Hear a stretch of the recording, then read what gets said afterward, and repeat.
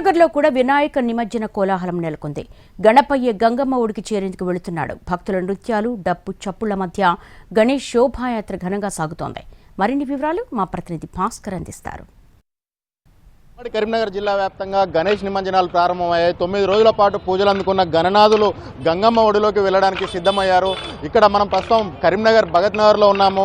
9 రోజుల పాటు పూజలు అందుకున్న విఘ్నేష్లను ఇక్కడ గంగమ్మ ఒడిలోకి సాగనంపేందుకు ఇక్కడ కోలాటలతోటి, పాటలతోటి చిన్నారులు కావచ్చు, పెద్దలు కావచ్చు, పిల్ల పాపలతోటి ఇక్కడికి వచ్చి ఒక కోలాహలంగానైతే కార్యక్రమాన్ని నిర్వహిస్తూ ఉన్నారు. ఈ కార్యక్రమ నిర్వాహకులు మనతో ఉన్నారు, వాళ్ళని అడిగి తెలుసుకుందాం. సార్ చెప్పండి, ఎక్కడికి తీసుకెళ్తున్నారు విగ్రహాన్ని?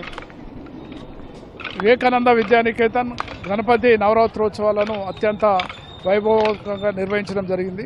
ఈరోజు నిమజ్జన కార్యక్రమాల్లో భగత్ నగర్ నుండి మానకొండూరు చెరువుకు దీని నిమజ్జనానికి తీసుకెళ్లడం జరుగుతూ ఉన్నది. దీంట్లో విద్యార్థులు, తల్లిదండ్రులు అందరూ కూడా ఇక్కడ ఉన్నటువంటి స్థానిక ప్రజలందరూ కూడా దీంట్లో పాల్గొని అత్యంత భక్తి శ్రద్ధలతో ఈ నిమజ్జనం కార్యక్రమం నిర్వహిస్తూ ఉన్నారు.